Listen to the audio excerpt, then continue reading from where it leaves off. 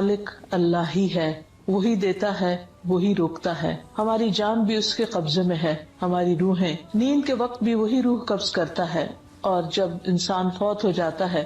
تو بھی ہماری روح اسی کے قبضے میں ہوتی ہے. اگر دیکھا جائے تو زمین و آسمان کی جتنی بھی چیزیں ہیں سب کا مالک وہی ہے، کیونکہ خالق وہی ہے، اور ہر چیز پر اسی کا حکم چلتا ہے، اور اس کے سوا کوئی اس کے حکم میں اس کے ساتھ شریک نہیں ہے.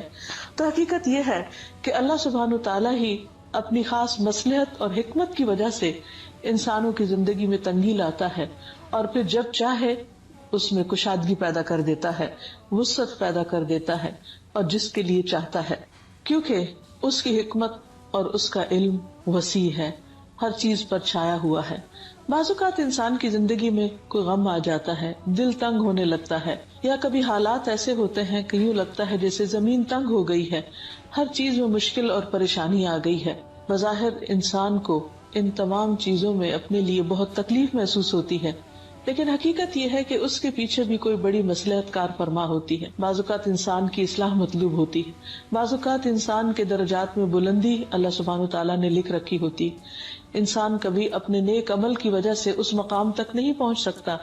جو اللہ تعالیٰ نے اس کے لیے لکھ رکھا ہوتا ہے. ایسے میں انسان کی زندگی میں کوئی نہ کوئی ایسی آزمائش آ جاتی ہے جس پر وہ صبر کرتا ہے، اللہ تعالیٰ کی رضا پر راضی رہتا ہے، اور اس طرح اس کے درجات بلند ہونے لگتے ہیں. لیکن انسان کو ہمیشہ اس بات پر یقین رکھنا چاہیے کہ جو کچھ بھی ہوتا ہے وہ اللہ سبحانہ تعالیٰ کی حکمت اور مصلحت کے تحت ہوتا ہے، اور ایسا کرنا سراسر عدل پر مبنی ہے. اگر وہ کسی کو وسعت کے بعد تنگی دیتا ہے تو یہ اس کا ظلم نہیں ہے، یہ اس کا اپنا فیصلہ ہے، کیونکہ وسعت دینے والا بھی وہی ہے اور تنگی لانے والا بھی وہی ہے. وہ جس کے حق میں جو بھی فیصلہ کرتا ہے وہ نیکی اور بھلائی ہی کا کرتا ہے، اور بندوں کے لیے جس میں سے وہ خیر سمجھتا ہے اور اپنا فضل وہ ان کے لیے عام کر دیتا ہے. لیکن اصل بات جو سمجھنے کی ہے وہ یہ کہ انسان اللہ تعالیٰ کو تمام اختیارات کا مالک سمجھے. انسان کا مال ہو یا علم ہو یا جسم ہو یا جو بھی نعمتیں اس نے دی ہیں انسان کو اپنے خاص رحمت اور فضل کے ساتھ، یہ دراصل اللہ تعالیٰ کا بندوں پر احسان ہوتا ہے. اس میں سے کوئی بھی چیز ایسی نہیں کہ جو انسان یہ سمجھتا ہو کہ یہ اس کے اپنے ہاتھوں کی کمائی ہے یا وہ ان تمام چیزوں پر حق رکھتا ہے. اگر انسان کو اللہ تعالیٰ نہ دینا چاہے تو یہ بھی اس کا سراسر عدل پر مبنی فیصلہ ہے، کیونکہ ہر چیز کا اصل مالک وہ خود ہے. بیسیکلی لفظ جو قبض ہے اس کا معنی ہوتا ہے کسی چیز کو اکٹھا کرنا اور اس کو سکیڑنا، مٹھی میں لے لینا، قبضے میں لے لینا یا ملکیت میں لے لینا. تو ان تمام معنوں میں ہم دیکھتے ہیں کہ اللہ سبحانہ تعالیٰ جس چیز کو چاہے وسعت دے اور جس چیز کو چاہے سکیڑ دے، اور جس چیز کو چاہے اپنی مٹھی میں لے اور جس چیز کو چاہے پھیلا دے. بہرحال یہ اس کی اپنی حکمت اور اس کا اپنا فیصلہ ہے. لیکن بندے کا یہ ایمان ہونا چاہیے کہ اللہ تعالیٰ کا کوئی بھی کام ظلم پر مبنی نہیں، کیونکہ وہ اپنے بندوں کے ساتھ کبھی بھی ظلم نہیں کرتا اور ظلم کرنے کو پسند بھی نہیں کرتا. جب وہ بندوں سے کسی خیر کو روکتا ہے یا کسی مہربانی کو روکتا ہے تو وہ بھی اس کی حکمت پر مبنی ہوتی ہے، وہ اس کے علم اور قدرت پر مبنی ہوتی ہے اور بندوں کے امتحان کے لیے. اور اس سے یہ بھی پتہ چلتا ہے کہ اللہ تعالیٰ ہر چیز پر قادر ہے اور اصل طاقت اسی کی ہے. ایک روایت میں آتا ہے کہ رسول اللہ صلی اللہ علیہ وسلم نے فرمایا، اللہ تعالیٰ فرماتا ہے کہ اے ابن آدم تو خرچ کر، تجھ پر خرچ کیا جائے گا. اور آپ نے یہ بھی فرمایا کہ اللہ تعالیٰ کا دایاں ہاتھ بھرا ہوا ہے اور رات دن کی فیاضی سے اس میں کمی واقع نہیں ہوتی. کیا تم دیکھتے نہیں کہ اس نے آسمان و زمین کی پیدائش سے لے کر اب تک کتنی فیاضی کی ہے؟ وہ دن رات دیتا ہی چلا جا رہا ہے، لیکن اس کے ہاتھ میں کوئی کمی واقع نہیں ہوئی. اور پھر فرمایا کہ اللہ تعالیٰ کا عرش پانی پر تھا اور اس کے دوسرے ہاتھ میں روکنے کی قدرت ہے، جسے چاہتا ہے بلند کرتا ہے اور جسے چاہتا ہے پست کر دیتا ہے. یعنی اس حدیث سے 2-3 باتیں پتہ چلتی ہیں. ایک بات تو یہ پتہ چلتی ہے کہ بعض اوقات انسان کے حالات میں تنگی اس کے اپنے اعمال کی وجہ سے بھی ہوتی ہے، اور اس کے برعکس فراخی اس کی کسی نیکی کی وجہ سے بھی ہوتی. جیسے یہاں پر یہ بتایا گیا ہے کہ اے ابن آدم تو خرچ کر، تجھ پر خرچ کیا جائے گا. یعنی تو دوسروں کے لیے رزق کے دروازے کھول دے تو تیرے لیے دروازے کھول دیے جائیں گے. اور بعض اوقات انسان دوسروں پہ بند کرتا ہے تو اللہ تعالیٰ اس کے حالات میں تنگی پیدا کر دیتا ہے. جیسے نبی صلی اللہ علیہ وسلم نے حضرت اسماء سے کہا تھا کہ لا تو کی فیو کا علیہ کی، تو مت روکنا ورنہ تم پر روک دیا جائے گا، یعنی دوسروں کے ساتھ خیر اور بھلائی اور فیاضی کا معاملہ کرتے رہو۔ دوسری بات یہ ہے کہ اللہ سبحانہ وتعالیٰ بعض اوقات ایک شخص کو زیادہ دیتا ہے اور بعض اوقات اس سے روک کر دوسرے کو زیادہ دیتا ہے، اور بعض اوقات بعض اقوام کو زیادہ نوازتا ہے بعض کے مقابلے میں، لیکن اس کا دینا بھی امتحان کا ہے اور اس کا روک لینا بھی دراصل امتحان ہے۔ دوسری بات یہ ہے کہ ایسا نہیں اس کے پاس سپلائی میں کوئی کمی واقع ہو جاتی ہے یا اس کے پاس نہیں ہوتا تو وہ اس وجہ سے نہیں دے سکتا، وہ ہر حال میں دے سکتا ہے اور دیتا ہے، لیکن یہ وجہ اسی کو معلوم ہوتی ہے کہ وہ کسی سے کیوں روک رہا ہے، اور پھر جس کو چاہتا ہے بلندی عطا کرتا ہے اور جس کو چاہتا ہے وہ پست کر دیتا ہے۔ پھر اسی طرح کچھ اسباب اور بھی ایسے ہوتے ہیں کہ جن کی بنیاد پر تنگی واقع ہو جاتی ہے، اور بعض اسباب ایسے ہوتے ہیں کہ جن پر انسان کے لیے کشادگی ہو جاتی ہے، یعنی جن کی وجہ سے اللہ تعالیٰ فرماتے ہیں قل ان الفضل بید اللہ یؤتیہ من یشاء واللہ واسع علیم، آپ کہہ دیجئے کہ بے شک فضل اللہ کے ہاتھ میں ہے، یعنی سارا اختیار تو اللہ کے ہاتھ میں ہے، جس پر جتنا چاہے کر دے، یؤتیہ من یشاء، وہ جس کو چاہتا ہے عطا کرتا ہے، اور اللہ تعالیٰ وسعت والا ہے، علم والا ہے، یعنی جب وہ دینے لگے تو کوئی روک نہیں سکتا، اور اگر وہ روک دے تو کوئی دے نہیں سکتا، جیسا کہ ہر نماز کے بعد نبی صلی اللہ علیہ وسلم نے یہ دعا سکھائی ہے، اللہم لا مانع لما اعطیت ولا معطی لما منعت، اے اللہ کوئی روکنے والا نہیں جس کو تو عطا کر دے، یعنی جسے تو دینے کا فیصلہ کر لے اس سے کوئی بھی نہیں روک سکتا، ولا معطی لما منعت، اور جس سے تو روک دے اسے کوئی دینے والا نہیں، یعنی اصل اختیار تو تیرے ہی پاس ہے، ولا ينفع ذا الجد منک الجد، اور کسی بزرگی والے کو کوئی بزرگی فائدہ نہیں دیتی تیری بزرگی کے سامنے، یعنی جس پر تو فضل کرنا چاہے اسی پر ہی حقیقت میں فضل ہو سکتا ہے۔ پھر اسی طرح اللہ سبحانہ تعالیٰ نے دنیا میں انسانوں کے درجات رکھے ہیں، کسی کو ایک چیز میں فضیلت دی ہے، کسی کو دوسری چیز میں، تمام انسانوں کو برابر پیدا نہیں کیا۔ مشہور محاورہ ہے کہ 5 انگلیاں برابر نہیں ہوتی، جس کو زیادہ ملتا ہے وہ بھی امتحان میں ہوتا ہے اور جس کو کم ملتا ہے وہ بھی امتحان میں ہوتا ہے، کیونکہ یہ دنیا ہے ہی امتحان کے لیے، اور اس میں انسان کے ساتھ اونچ نیچ جو بھی واقع ہوتی ہے وہ دراصل اس کو سکھانے کے لیے ہوتی ہے اور اللہ سبحانہ تعالیٰ کی طرف پلٹانے کے لیے۔ قرآن مجید میں اللہ تعالیٰ فرماتے ہیں وَنَبْلُوكُمْ بِالْخَيْرِ وَالشَّرِّ فِتْنَةً، کہ ہم تمہیں اچھے برے حالات کے ساتھ آزماتے رہیں گے، یعنی کبھی انسان کے اوپر وسعت ہوگی اور کبھی تنگی ہوگی، یہ تنگی جسم میں، مال میں، علم میں اور انسان کے احساسات اور جذبات کے اعتبار سے ہے۔ پھر اسی طرح ساتھ یہ بھی بتا دیا گیا کہ اس تنگی کو دور کرنے کا طریقہ کیا ہے اور اس سے نجات کیسے ہو، جیسے انسان کے بعض اعمال انسان پر تنگی لاتے ہیں، اسی طرح بعض اعمال انسان کے لیے وسعت بھی لاتے ہیں۔ اللہ سبحانہ وتعالیٰ فرماتے ہیں من ذا الذی یقرض اللہ قرضا حسنا فیضاعفہ لہ اضعافا کثیرہ واللہ یقبض ویبسط والیہ ترجعون، کون ہے وہ جو اللہ کو قرض حسنہ دے، یعنی اللہ کے راستے میں مال خرچ کرے تو اللہ تعالیٰ اسے کئی گنا بڑھا چڑھا کر عطا کرے، زیادہ دے، اور اللہ ہی لوگوں کا رزق تنگ کرتا ہے اور کشادہ کرتا ہے، اور تمہیں اسی کے پاس واپس لوٹ کر جانا ہے۔ تو اس سے یہ بات پتہ چلتی ہے کہ جب انسان خالصتاً اللہ کی رضا کے لیے اللہ کے راستے میں دیتا ہے تو اللہ تعالیٰ اس کے لیے وسعت پیدا کرتا ہے، کیونکہ وسعت پیدا کرنا بھی اسی کے اختیار میں ہے، اسی کے قبضہ قدرت میں ہے، اور تنگی کرنا بھی اسی کے حکم، اسی کی مرضی اور اسی کی رضا سے ہوتا ہے۔ تو انسان کو چاہیے کہ وہ ایسے اعمال کرتا رہے کہ جس سے اس کے حالات بہتری کی طرف جائیں اور وہ دوسروں کے ساتھ بھلائی کرتا رہے تاکہ اس کے ساتھ بھلائی ہوتی رہے۔ پھر اسی طرح خرچ نہ کرنے کی وجہ سے بھی روکنے والا ہے، یعنی جب کوئی شخص بخل کرتا ہے، تنگی کرتا ہے تو اس سے بھی خیر روک دی جاتی ہے۔ نبی صلی اللہ علیہ وسلم نے فرمایا جب بھی سورج طلوع ہوتا ہے تو اس کے دونوں پہلوؤں میں 2 فرشتے بھیجے جاتے ہیں جو یہ منادی کرتے ہیں، اور اس منادی کو جن و انس کے علاوہ تمام اہل زمین سنتے ہیں کہ اے لوگو اپنے رب کی طرف آؤ، یعنی سب کو پکارا جا رہا ہوتا ہے، اے لوگو اپنے رب کی طرف آؤ، کیونکہ وہ تھوڑا جو کافی ہو جائے اس سے بہتر ہے جو غفلت میں ڈال دے، یعنی اگر زیادہ مال ہو انسان کے پاس اور انسان اللہ تعالیٰ کو بھول جائے تو اس سے بہتر ہے کہ کم ہو جس کی وجہ سے وہ رب کو نہ بھولے، کیونکہ رب کی یاد دنیا بھر کی دولت سے زیادہ بہترین اور قیمتی چیز ہے۔ اسی طرح جب بھی سورج غروب ہوتا ہے تو سورج کے دونوں پہلوؤں میں 2 فرشتے بھیجے جاتے ہیں جو یہ منادی کرتے ہیں، اور اس منادی کو، یعنی منادی کا مطلب ہے آواز دیتے ہیں، پکار کر کہتے ہیں، جس آواز کو زمین و آسمان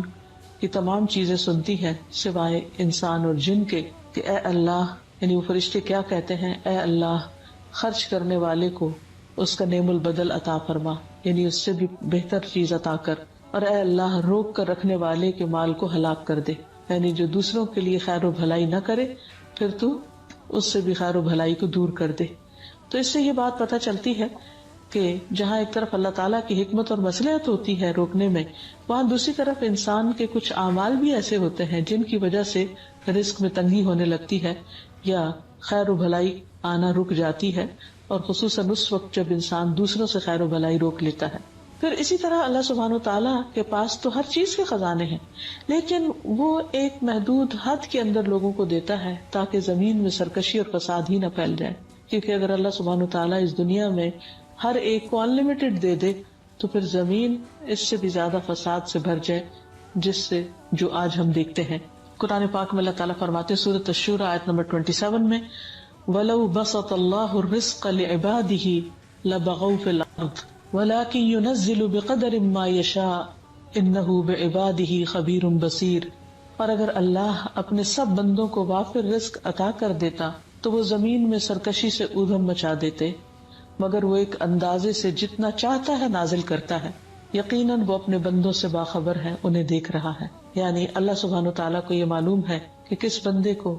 کس قوم کو کیا دیا جانا چاہیے تاکہ وہ دنیا میں بھلے طریقے سے جی سکیں، کیونکہ بعض نعمتوں کا اضافہ انسانوں کے اندر سرکشی پیدا کر دیتا ہے۔ اسی طرح بعض اوقات اللہ تعالیٰ بطور سزا بھی بعض نعمتوں کو سلب کر لیتا ہے، یعنی انسان سے واپس لے لیتا ہے، جس میں قرآن مجید میں 2 باغ والوں کا قصہ بتایا گیا ہے، جن میں سے ایک کو اپنے باغ پر تکبر تھا اور اس وجہ سے وہ دوسرے اپنے ساتھی کو یا کسی اور انسان کو انسان نہیں سمجھتا تھا، تو اللہ تعالیٰ نے بطور سزا اس کے باغ کو ویران کر دیا۔ تو اس کیفیت کو اللہ سبحانہ تعالیٰ نے کچھ یوں بیان کیا ہے کہ وَأُحِيطَ بِثَمَرِهِ فَأَصْبَحَ يُقَلِّبُ كَفَّيْهِ عَلَى مَا أَنفَقَ فِيهَا وَهِيَ خَاوِيَةٌ عَلَى عُرُوشِهَا وَيَقُولُ يَا لَيْتَنِي لَمْ أُشْرِكْ بِرَبِّي أَحَدًا۔ اور اس کا سارا پھل مارا گیا، یعنی سارا باغ تباہ ہو گیا، کیونکہ وہ سمجھتا تھا کہ یہ کبھی ختم نہیں ہو سکتا، اور اس بنا پر وہ کسی اور کو انسان نہیں سمجھتا تھا، یعنی تکبر کا شکار تھا۔ تو اس نے اس حال میں صبح کی کہ اپنی ہتھیلیاں ملتا رہا، یعنی اسے سخت ریگریٹ ہوا اور ندامت ہوئی کہ اس کی سوچ غلط تھی، اور اس پر جو اس نے اس میں خرچ کیا تھا، کہ جو بھی اس نے انویسٹ کیا وہ سارے کا سارا مارا گیا، اور وہ اپنی چھتوں سمیت گرا ہوا تھا اور کہتا تھا اے کاش میں اپنے رب کے ساتھ کسی اور کو شریک نہ کرتا۔ پھر اسی طرح ایک اور قصہ بھی ملتا ہے سورۃ القلم میں، اللہ تعالیٰ فرماتے ہیں اِنَّا بَلَوْنَاهُمْ كَمَا بَلَوْنَا أَصْحَابَ الْجَنَّةِ، ان مکہ والوں کو ہم نے اسی طرح آزمایا ہے جیسے باغ والوں کو آزمایا۔ اِذْ أَقْسَمُوا لَيَصْرِمُنَّهَا مُصْبِحِينَ وَلَا يَسْتَثْنُونَ فَطَافَ عَلَيْهَا طَائِفٌ مِّن رَّبِّكَ وَهُمْ نَائِمُونَ فَأَصْبَحَتْ كَالصَّرِيمِ۔ جب انہوں نے قسمیں کھائیں کہ وہ صبح سویرے ہی باغ کا پھل حاصل کر لیں گے، توڑ لیں گے، اور وہ کوئی بھی استثناء نہیں کر رہے تھے، وہ سمجھ رہے تھے کہ صبح پہنچ کر وہ سارا پھل ہمارے کنٹرول میں ہے اور ہم اس کو لے لیں گے۔ پھر آپ کے رب کی طرف سے ایک آفت اس باغ پر پھر گئی جبکہ وہ ابھی سوئے ہوئے تھے، اور باغ یوں ہو گیا جیسے کٹی ہوئی کھیتی۔ اصل میں وہ کسی اور کو اس خیر میں شریک نہیں کرنا چاہتے تھے، یتیموں اور مسکینوں کو نہیں دینا چاہتے تھے، اس لیے رات کے اندھیرے میں ہی پورے باغ کا پھل توڑ کر پورا فائدہ اٹھانا چاہتے تھے۔ تو انسان بعض اوقات اللہ تعالیٰ اس کو کوئی اختیار دیتا ہے تو وہ یہ سمجھنے لگتا ہے کہ شاید اللہ تعالیٰ کے اختیارات بھی اس کے پاس آ گئے ہیں اور وہ جو چاہے کر سکتا ہے، تو پھر انسان کی آزمائش وہیں سے شروع ہو جاتی ہے۔ ہمیشہ انسان کے پاس جو کچھ بھی ہو اسے یہی سوچنا چاہیے کہ یہ سب اللہ تعالیٰ کا ہے، اسی کا دیا ہوا ہے، اور میرے پاس ایک امانت ہے، وہ یہ دیکھ رہا ہے کہ میں اس کو پا کر کرتا کیا ہوں۔ اور اگر انسان تکبر کا شکار ہو یا یہ سمجھے کہ اس مال میں یا جو بھی اس کو صلاحیت ملی ہے خائل میں یا کچھ بھی اور کسی اور کا کچھ حصہ نہیں، تو اللہ تعالیٰ دنیا میں ہی بندے کو آزما لیتا ہے۔ اور یہ تو ایک حقیقت ہے کہ اللہ تعالیٰ نے اعلان کر رکھا ہے کہ لَإِن شَكَرْتُمْ لَأَزِيدَنَّكُمْ، اگر تم شکریہ ادا کرو گے اللہ کا بھی اور بندوں کا بھی تو تمہیں نعمتیں اور زیادہ دوں گا۔ وَلَإِن كَفَرْتُمْ اور اگر تم نے ناشکری کی ان عذابی لشدید، تو میرا عذاب بھی بہت سخت ہے۔ اور اس سلسلے میں قرآن مجید میں ایک مشہور واقعہ آتا ہے قوم سبا کا، کہ جو بہت ہی مالدار قوم تھی۔ کہا جاتا ہے کہ ان کی انگیٹھیوں میں عود کی لکڑیاں جلتی تھی، جو انتہائی مہنگی قسم کی خوشبو ہے، لیکن اس پر وہ اپنے کھانے پکاتے تھے اور اسے عام استعمال میں لاتے تھے، کیونکہ بکثرت ان کو وہاں میسر تھی۔ تو اللہ تعالیٰ فرماتے ہیں کہ لَقَدْ كَانَ لِلسَّبْإٍ فِي مَسْكَنِهِمْ آيَةٌ جَنَّتَانِ عَنْ يَمِينٍ وَشِمَالٍ كُلُوا مِن رِّزْقِ رَبِّكُمْ وَاشْكُرُوا لَهُ بَلْدَةٌ طَيِّبَةٌ وَرَبٌّ غَفُورٌ فَعَارَضُوا فَأَرْسَلْنَا عَلَيْهِمْ سَيْلَ الْعَرِمِ وَبَدَّلْنَاهُمْ بِجَنَّتَيْهِمْ جَنَّتَيْنِ ذَوَاتَيْ أُكُلٍ خَمْطٍ وَأَثْلٍ وَشَيْءٍ مِّن سِدْرٍ قَلِيلٍ ذَلِكَ جَزَيْنَاهُمْ بِمَا كَفَرُوا وَهَلْ نُجَازِي إِلَّا الْكَفُورَ۔ قوم سبا کے لیے ان کے مسکن ہی میں ایک نشانی موجود تھی، یعنی جہاں وہ رہتے تھے وہیں ایک نشانی تھی۔ اس مسکن کے دائیں اور بائیں 2 باغ تھے۔ ہم نے انہیں کہا تھا کہ اپنے رب کا دیا ہوا رزق کھاؤ اور اس کا شکر ادا کرو۔ پاکیزہ اور ستھرا شہر یعنی رہنے کے لیے، اور معاف کرنے والا رب۔ مگر ان لوگوں نے سرتابی کی، سرکشی کی، تو ہم نے ان پر زور کا سیلاب چھوڑ دیا اور ان کے دونوں باغوں کو 2 ایسے باغوں میں بدل دیا جن کے میوے بد مزہ تھے، اور ان میں کچھ پیلو کے درخت تھے، کچھ جھاؤ کے تھے، یعنی اجاڑ قسم کے درخت، اور تھوڑی سی چند بیریاں تھی۔ ہم نے یہ سزا انہیں ان کی ناشکری کی وجہ سے دی تھی، اور ہم ناشکروں کو ایسا ہی بدلہ دیا کرتے ہیں۔ یعنی جو لوگ اللہ کی نعمتیں پا کر اللہ تعالیٰ کا شکر ادا نہیں کرتے، اللہ تعالیٰ کی طرف نہیں پلٹتے، اللہ کے بندوں کے ساتھ خیر اور بھلائی کا معاملہ نہیں کرتے، تو اللہ تعالیٰ دنیا میں ہی ان کو آزما لیتا ہے، اور بعض اوقات ان کے تکبر اور غرور کی سزا ان کو دنیا میں ہی مل جاتی ہے۔ اسی طرح بعض اوقات اللہ سبحانہ وتعالیٰ کی طرف سے افراد پر بھی آزمائشیں آ جاتی ہیں جب وہ اللہ تعالیٰ کی نافرمانی کرتے ہیں، یا اللہ تعالیٰ کے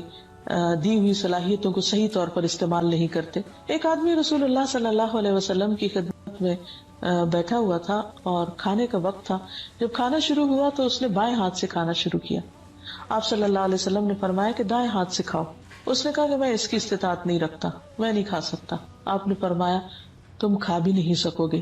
اس کو صرف تکبر نے روکا تھا، ایسا نہیں تھا کہ وہ کھا نہیں سکتا تھا، اس نے اس کو اپنی شان کے خلاف سمجھا۔ راوی کہتے ہیں کہ اس کے بعد اس کا دایاں ہاتھ کبھی بھی اس کے منہ تک نہیں پہنچا، یعنی اللہ تعالیٰ نے اس سے وہ صلاحیت لے لی، روک لی، قبض کر لی۔ پھر اسی طرح بعض اوقات اللہ تعالیٰ انسان سے دیگر نعمتیں بھی لے لیتا ہے، مثلا صحت کی نعمت، اور اس میں انسان کا بعض اوقات امتحان بھی ہوتا ہے۔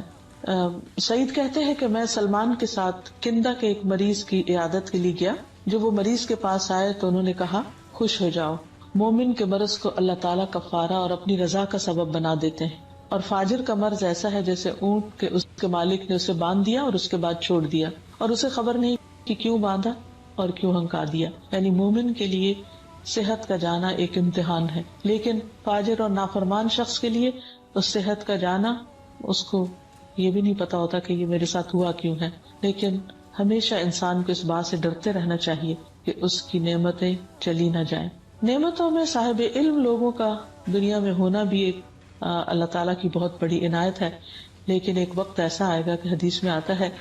کہ جب اچھے لوگ اٹھا لیے جائیں گے اور ایک کے بعد ایک عالم ختم ہوتے جائیں گے، ان کی روح قبض کرتے چلے جائیں گے، اور دنیا میں صرف کھجور کے چھلکوں کی طرح گھٹیا لوگ رہ جائیں گے جن کی اللہ تعالیٰ کو کوئی بھی پرواہ نہ ہوگی۔ پھر اسی طرح یہ ہے کہ اللہ تعالیٰ تمام روحوں کا بھی قبض کرنے والا ہے، لہٰذا جب کوئی انسان فوت ہو جائے تو اس پر بھی انسان کو اللہ تعالیٰ کے فیصلوں کو خوشی سے قبول کرنا چاہیے، کیونکہ کوئی بھی اور موت دینے والا نہیں سوائے اللہ، اور انسان کی پیدائش سے پہلے ہی اس کی موت کا وقت بھی لکھا ہوتا ہے۔ اس لیے جب کوئی عزیز، قریبی، رشتہ دار فوت ہو جائے اور جس کی وفات بہت بڑے صدمے کا سبب ہو، تو اس وقت اللہ تعالیٰ کی یہ صفت یاد کر لینی چاہیے کہ اس کی روح کو قبض کرنے والا، اس کی زندگی کو ختم کرنے والا اللہ ہی ہے، جو رب العزت ہے اور جس کا ہر فیصلہ بھلائی پر مبنی ہے۔ اس طرح انسان کا غم ہلکا ہو جاتا ہے اور اسے اللہ تعالیٰ کے فیصلوں پر اعتراض نہیں ہوتا، اور وہ اللہ تعالیٰ کی ناراضگی کی باتیں زبان سے نہیں نکالتا۔ لیکن جب انسان ایسا نہیں سمجھتا، یہ یقین نہیں رکھتا، تو بعض اوقات وہ بیماری کو، بعض اوقات کسی ڈاکٹر کو، بعض اوقات کسی اور سبب کو ملامت کرتا رہتا ہے کہ اس کی وجہ سے کوئی انسان دنیا سے چلا گیا ہے۔ ٹھیک ہے، ہر چیز اسباب کے پردے میں ہوتی ہے، لیکن انسان کو یہ یاد رہے کہ اصل میں زندگی اللہ تعالیٰ کی ایک نعمت ہے، جب تک وہ چاہے عطا کرے اور جب چاہے لے لے، اور کوئی بھی چیز اس کے جانے کا بہانہ بن جائے۔ اب یہ ہے کہ کسی بھی چیز کو قبض کرنا، اپنی مٹھی میں لینا، اس کو واپس لے لینا، یہ اللہ سبحانہ تعالیٰ کی ایک صفت ہے،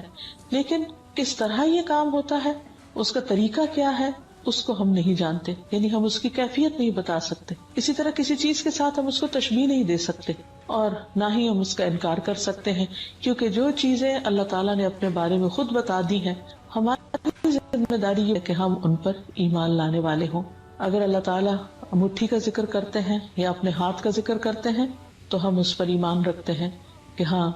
اس کا ہاتھ اور اس کی مٹھی جیسے اس کے جلال اور شان کے لائق ہے وہ ویسی ہی ہے، اور اسی طرح ہم اس کو مانتے ہیں۔ اور اس کا ذکر متعدد آیات اور احادیث وغیرہ میں بھی ہوتا ہے۔ مثلا اللہ سبحانہ تعالیٰ نے آدم علیہ السلام کی تخلیق کا ذکر کرتے ہوئے قرآن مجید میں فرمایا، قال یا ابلیس ما منعک ان تسجد لما خلقت بیدی استکبرت ام کنت من العالین۔ اللہ تعالیٰ نے ابلیس سے پوچھا، اے ابلیس، جس انسان کو میں نے اپنے ہاتھوں سے بنایا اسے سجدہ کرنے سے تجھے کس بات نے روک دیا؟ کیا تو بڑا بننا چاہتا ہے یا تو ہے ہی اونچا درجہ رکھنے والوں میں سے؟ یعنی تو سمجھتا کیا ہے خود کو؟ یعنی تم اللہ کے حکم پر جھکے کیوں نہیں؟ تو اس میں اللہ سبحانہ تعالیٰ نے آدم علیہ السلام کو اپنے ہاتھ سے بنانے کا ذکر کیا۔ اس سے یہ بات بھی پتہ چلتی ہے کہ اللہ تعالیٰ نے ان کو کتنی عزت بخشی، جیسے کہ قرآن مجید میں آتا ہے، وَلَقَدْ كَرَّمْنَا بَنِي آدم، ہم نے بنی آدم کو عزت و اکرام بخشا۔ تو جب اللہ تعالیٰ نے انسان کو عزت بخشی تو انسان کو بھی چاہیے کہ وہ اللہ سبحانہ تعالیٰ کو آنر دے، عزت دے، اس کے کرم کو سمجھتے ہوئے اس کی مرضی کے مطابق اپنی زندگی بسر کرے۔ اسی طرح یہ بات ہمیں ایک حدیث سے بھی پتہ چلتی ہے کہ اللہ تعالیٰ نے آدم علیہ السلام کو اپنے ہاتھ سے پیدا کیا۔ ابو موسیٰ اشعری رضی اللہ عنہ کہتے ہیں کہ رسول اللہ صلی اللہ علیہ وسلم نے فرمایا، اللہ تعالیٰ نے آدم کو ایک مٹھی مٹی سے پیدا کیا جس کو اس نے ساری زمین سے لیا تھا، چنانچہ آدم کی اولاد اپنی مٹی کی مناسبت سے مختلف رنگ کی ہے، کوئی سفید، کوئی سرخ، کوئی کالا، کوئی ان کے درمیان کا، کوئی نرم خو تو کوئی درشت خو، کوئی سخت گیر، کوئی خبیث تو کوئی پاک باز، یعنی جیسی مٹی ویسا خمیر۔ پھر اسی طرح اللہ سبحانہ تعالیٰ نے اپنے ہاتھ کا ذکر ایک اور جگہ پر بھی کیا۔ ابو ہریرہ کہتے ہیں کہ رسول اللہ صلی اللہ علیہ وسلم نے فرمایا، تمہارے رب نے مخلوق کی تخلیق سے پہلے اپنے آپ پر اپنے ہاتھ سے لکھ لیا تھا کہ میری رحمت میرے غصے سے آگے ہے، یعنی اللہ سبحانہ تعالیٰ نے اپنے ہاتھ سے لکھا بھی۔ پھر اللہ تعالیٰ نے اپنے ہاتھ سے کائنات کو بنایا۔ سورۃ یاسین میں آتا ہے، اولم یروا انا خلقنا لهم مما عملت ایدینا انعاما فہم لہا مالکون، کیا وہ دیکھتے نہیں کہ جو چیزیں ہم نے اپنے ہاتھوں سے بنائی ہیں ان میں سے ہم نے ان کے لیے چوپائے پیدا کیے اور اب یہ ان کے مالک ہیں۔ یعنی انسان کی ضرورت کی چیزیں بھی اللہ تعالیٰ نے اپنے ہاتھوں سے بنائی۔ تورات کو بھی اللہ تعالیٰ نے اپنے ہاتھ سے لکھا، موسیٰ علیہ السلام کو، کہ اللہ تعالیٰ نے آپ کو ہم کلامی کے لیے چنا اور آپ کے لیے اپنے ہاتھ سے تورات لکھی، یعنی آپ کو یہ اعزاز بخشا۔ پھر اسی طرح بندوں کے دل اللہ کی انگلیوں کے درمیان ہے، اس سے بھی اللہ تعالیٰ کے ہاتھ کا اس بات ہوتا ہے۔ پھر اسی طرح اللہ تعالیٰ بہترین صدقے کو، یہ جو طیب مال سے صدقہ دیا جاتا ہے، اس کو اپنی ہتھیلی پر رکھتا ہے۔ حدیث میں آتا ہے، آپ صلی اللہ علیہ وسلم نے فرمایا، جو شخص پاکیزہ مال میں سے جو بھی صدقہ کرتا ہے اور اللہ تعالیٰ پاکیزہ چیز کو ہی قبول کرتا ہے تو رحمان اس چیز کو اپنے دائیں ہاتھ میں لے لیتا ہے، اور اگر وہ کھجور ہو تو اس طرح وہ رحمان کی ہتھیلی میں نشو نما۔ اب کیسے، یہ ہم نہیں جانتے، ہمیں جیسے بتایا گیا ہم پر لازم ہے کہ ہم اس پر ایسے ہی ایمان لیں، اور یہ صحیح مسلم کی حدیث ہے۔ یہاں تک کہ پہاڑ سے بھی بڑی ہو جاتی، یعنی اللہ سبحانہ تعالیٰ اس میں اتنی برکت ڈالتا ہے، جس طرح تم میں سے کوئی شخص اپنے گھوڑے کے بچے کی پرورش کرتا ہے، تو اس سے بھی اللہ سبحانہ تعالیٰ کی ہتھیلی کا ذکر ملتا ہے۔ پھر قیامت کے دن اللہ تعالیٰ زمین و آسمان کو اپنے ہاتھ میں لپیٹ لیں گے۔ قرآن مجید میں اللہ تعالیٰ فرماتے ہیں، وَمَا قَدَرُ اللَّهَ حَقَّ قَدْرِهِ وَالْأَرْضُ جَمِيعًا قَبْضَتُهُ يَوْمَ الْقِيَامَةِ وَالسَّمَاوَاتُ مَطْوِيَّاتٌ بِيَمِينِهِ سُبْحَانَهُ وَتَعَالَى عَمَّا يُشْرِكُونَ۔ ان لوگوں نے اللہ کی قدر نہیں کی جیسا کہ اس کی قدر کرنے کا حق ہے۔ قیامت کے دن ساری زمین اس کی مٹھی میں ہوگی اور تمام آسمان اس کے دائیں ہاتھ میں لپیٹے ہوئے ہوں گے۔ وہ ان باتوں سے پاک اور بالا تر ہے جو یہ لوگ شریک ٹھہراتے ہیں، یعنی اس کے ساتھ شرک کرتے ہیں۔ اسی طرح بعض روایات سے بھی پتہ چلتا ہے کہ ایک شخص نبی صلی اللہ علیہ وسلم کے پاس آیا اور کہنے لگا، اے محمد، ہم تورات میں پاتے ہیں کہ اللہ تعالیٰ آسمانوں کو ایک انگلی پر رکھے گا، یعنی اللہ تعالیٰ کی انگلیوں کا بھی ذکر ہے، اور ایک انگلی پر رکھے گا، اسی طرح زمین کو ایک انگلی پر، درختوں کو ایک انگلی پر، پانی اور مٹی کو ایک انگلی پر، اور تمام مخلوقات کو یعنی باقی مخلوقات کو ایک انگلی پر رکھے گا، اور پھر فرمائے گا کہ میں ہی بادشاہ ہوں۔ تو اس پر آپ صلی اللہ علیہ وسلم ہنس دیے اور آپ کے سامنے کے دانت بھی دکھائی دینے لگے۔ تو آپ کا یہ ہنسنا دراصل اس یہودی عالم کے علم کی تصدیق میں تھا۔ پھر آپ نے یہ آیت تلاوت کی، وما قدر اللہ حق قدرہ، انہوں نے اللہ کی قدر نہیں کی جیسا کہ قدر کرنے کا حق ہے۔ والارض جمیعا قبضتہ یوم القیامہ، زمین ساری کی ساری اس کی مٹھی میں ہوگی قیامت کے دن، یعنی ہر چیز پر آج بھی اللہ کا کنٹرول ہے اور کل قیامت کے دن بھی اللہ سبحانہ تعالیٰ ہی کا کنٹرول ہوگا۔ پھر اسی طرح ایک اور روایت میں آتا ہے کہ رسول اللہ صلی اللہ علیہ وسلم جب منبر پر تھے تو اس وقت یہ بات سب لوگوں کو بتا رہے تھے کہ اللہ جبار اپنے آسمان اور زمین کو ہاتھ میں لے لیں گے، یعنی قیامت کے دن، اور مٹھی بند کی اور اسے کھولنے لگے، پھر فرمائیں گے میں ہوں جبار، کہاں ہے جبار، کہاں ہے تکبر کرنے والے۔ راوی کہتے ہیں کہ رسول اللہ صلی اللہ علیہ وسلم دائیں اور بائیں جھک رہے تھے، حتیٰ کہ میں نے دیکھا کہ ممبر تک نیچے ہل رہا ہے۔ مجھے اندیشہ ہوا کہ کہیں یہ گر نہ پڑے رسول اللہ صلی اللہ علیہ وسلم کو ساتھ لے کر، یعنی اس وقت آپ کی کیفیت ایسی تھی کہ وہ قیامت کا نقشہ آپ کے سامنے آ رہا تھا، اور آپ اس کے خوف کی وجہ سے ایک طرح سے خود بھی لرز رہے تھے اور لوگوں کو بھی بتا رہے تھے کہ قیامت کے دن اللہ تعالیٰ کے اقتدار اور اختیار کا کیا عالم ہوگا۔ تو آپ دیکھیے کہ اگر ہر چیز اللہ کے قبضہ قدرت میں ہے اور القابض وہی ہے، تو پھر ہمیں کس طرح کا معاملہ کرنا چاہیے، اور اس کی ملکیت کو اور اس کے قبضہ قدرت کو مان جانا چاہیے، اور اپنے آپ کو بندگی کے لیے اللہ کے سپرد کر دینا چاہیے۔ پھر اسی طرح یہ ہے کہ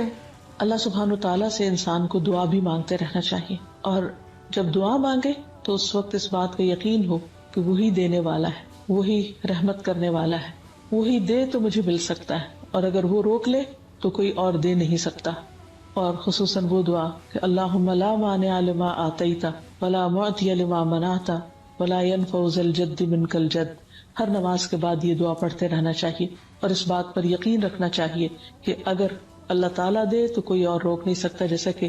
ایک اور حدیث سے ہمیں پتہ چلتا ہے کہ نبی صلی اللہ علیہ وسلم نے حضرت ابن عباس کو، اپنے چچا کے بیٹے کو خاص طور پر یہ نصیحت کی تھی کہ اے بیٹے جان رکھو، اگر ساری دنیا بھی مل کر تمہیں کوئی فائدہ دینا چاہے تو فائدہ نہیں دے سکتی جب تک کہ اللہ تعالیٰ نہ چاہے، سوائے اس کے کہ جو اللہ نے تمہارے لیے لکھ دیا، اور اگر سارے مل کر تمہیں کوئی نقصان دینا چاہیں تو تمہیں نقصان نہیں دے سکتے سوائے اس کے جو اللہ نے تمہارے لیے لکھ دیا۔ قلم اٹھا لیے گئے، صحیفے خشک ہو گئے۔ تو اس سے بھی یہ پتہ چلتا ہے کہ انسان کو اللہ سبحانہ تعالیٰ پر مکمل بھروسہ ہونا چاہیے، اس کے کنٹرول اور اس کے اختیار اور اس کے قبضہ قدرت پر پورا یقین ہونا چاہیے، ایسا یقین کہ جو انسان کو بہادر بنا دے، اور انسان اپنا پورا توکل اور بھروسہ اللہ سبحانہ تعالیٰ کی ذات پر کرے، اور دوسری طرف انسان اللہ کے راستے میں دینے والا ہو، اللہ کی خاطر خرچ کرنے والا ہو، تاکہ اس پر بھی وسعتیں ہوں، اور انسان اپنے آپ کو بخل سے بچائے، دل کی تنگی سے بچائے، کیونکہ قرآن مجید میں آتا ہے وَمَن يُوقَ شُحَّ نَفْسِهِ فَأُولَٰئِكَ هُمُ الْمُفْلِحُونَ،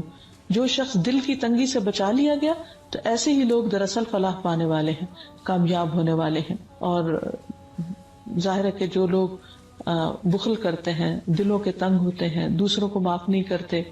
باتیں دل میں رکھ لیتے ہیں، خود بھی سینے کی گھٹن کا شکار ہوتے ہیں اور دوسروں کے لیے بھی ماحول کو پراگندہ کرتے ہیں، ایسے کام کرنے والے دراصل اللہ تعالیٰ کی پسند کا کام نہیں کرتے۔ تو ہمیں ہر طرح کی تنگی سے اپنے آپ کو بچانا چاہیے، اور پھر یہ ہے کہ تقدیر پر راضی رہنا چاہیے، کیونکہ اللہ سبحانہ تعالیٰ نے ہی انسان کے حق میں جو لکھا وہ بہترین لکھا، اور کسی پر بھی ظلم نہیں کیا۔ انسان جب اس کے حالات تنگ ہونے لگے تو یہ بات یاد رکھے کہ قُلْ لَن يُصِيبَنَا إِلَّا مَا كَتَبَ اللَّهُ لَنَا، آپ کہہ دیجئے کہ ہمیں کچھ ایسا نہیں پہنچ سکتا مگر جو اللہ نے ہمارے لیے لکھ دیا، اور اس کے لکھنے میں بھی بھلائی ہے۔ اور پھر انسان یوں تنگی آنے پر بھی راضی رہتا ہے۔ نبی صلی اللہ علیہ وسلم نے فرمایا زیادہ ثواب بڑی آزمائش کے ساتھ ہے، اور بے شک اللہ تعالیٰ جب کسی قوم سے محبت کرتا ہے تو انہیں آزمائش میں مبتلا کر دیتا ہے، جو راضی ہو جائے اس سے راضی ہوتا ہے، اور جو ناراض ہو اس سے وہ ناراض ہوتا ہے۔ پھر اسی طرح تنگی پر صبر اور خوشحالی پر شکر، یہی مومن کے شایان شان ہے. اور جو شخص تکلیف آنے پر صبر کرتا ہے اور اچھا ملنے پر شکر کرتا ہے وہ اللہ تعالیٰ کا محبوب بن جاتا ہے. حدیث میں آتا ہے کہ جب میں کسی مومن بندے کی محبوب چیز اس دنیا سے اٹھا لیتا ہوں پھر وہ ثواب کی نیت سے صبر کرتا ہے تو اس کا بدلہ جنت ہے. اور اسی طرح جب ایک کانٹا بھی مومن کو چبھتا ہے، تھوڑی سی بھی تکلیف آتی ہے اور اس پر وہ اللہ تعالیٰ کے ساتھ راضی رہتا ہے تو اللہ تعالیٰ بھی اس سے راضی ہوتا ہے. تو آخر میں اس بات کا ذکر کرنا چاہوں گی کہ انسان اللہ تعالیٰ کی صفات کو پہچان کر ان پر ایمان لا کر اس کے مطابق اپنے طرز عمل کو بھی بدلنے کی کوشش کرے. اور جب اسے یقین ہو جائے کہ ہر چیز اللہ کے اختیار میں ہے، وہی کھولنے والا ہے راستوں کو، مشکلات کو، غموں کو اور دکھوں کو، اور وہی دینے والا ہے خوشحالی اور آسانی کو، اور سب چیزیں اسی کے حکم سے طے پاتی ہیں، تو پھر نتیجہ کیا ہونا چاہیے کہ انسان زیادہ سے زیادہ اپنے رب کی طرف راغب ہو اور اپنی ساری توقعات اسی سے وابستہ رکھے، اور پھر امیری اور فقیری کے دونوں کے شر سے اللہ تعالیٰ کی پناہ طلب کرتا رہے. اسی طرح بندہ اپنی دعاؤں میں جو نبی صلی اللہ علیہ وسلم کی خصوصاً مانگی ہوئی ہیں ان میں مختلف طرح کے فتنوں سے اپنے آپ کو بچانے کے لیے دعا کرتا رہے. جب انسان کا یہ یقین ہو جاتا ہے کہ ہر چیز اللہ تعالیٰ کی طرف سے ہے تو پھر لازمی طور پر اس کی سوچ بدل جاتی، اس کا عمل تبدیل ہو جاتا ہے، اس کا معاملہ اللہ کے ساتھ اور بندوں کے ساتھ بدل جاتا ہے. جب